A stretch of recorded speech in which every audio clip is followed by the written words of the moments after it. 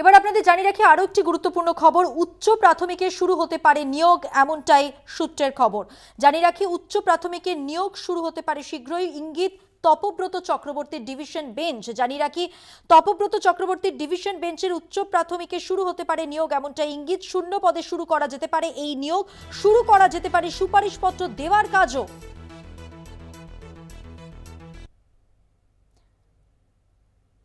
উচ্চ প্রাথমিকে নিয়োগ বন্ধ রয়েছে এবং এই নিয়োগ দ্রুত শুরু করার কথা ভাবা হয়েছে। শূন্য পদে শুরু করা যেতে পারে নিয়োগ, ইঙ্গিত তপব্রত চক্রবর্তীর ডিভিশন বেঞ্চের। উচ্চ প্রাথমিকে শুরু হতে পারে নিয়োগ।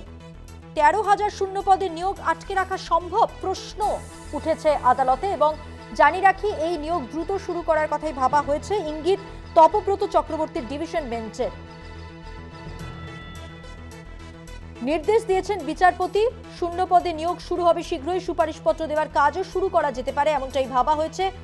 28শে ফেব্রুয়ারি মামলার পরবর্তী শুনানি। 2016 থেকে বন্ধ রয়েছে এই উচ্চ প্রাথমিকের নিয়োগ, যা দ্রুত শুরু করার কথা ভাবা হয়েছে। কতজন মামলাকারী জানতে চাওয়া হয়েছে এবং 13,000 শূন্য পদে নিয়োগ কিভাবে আটকে রাখা সম্ভব, এই প্রশ্ন উঠেছে।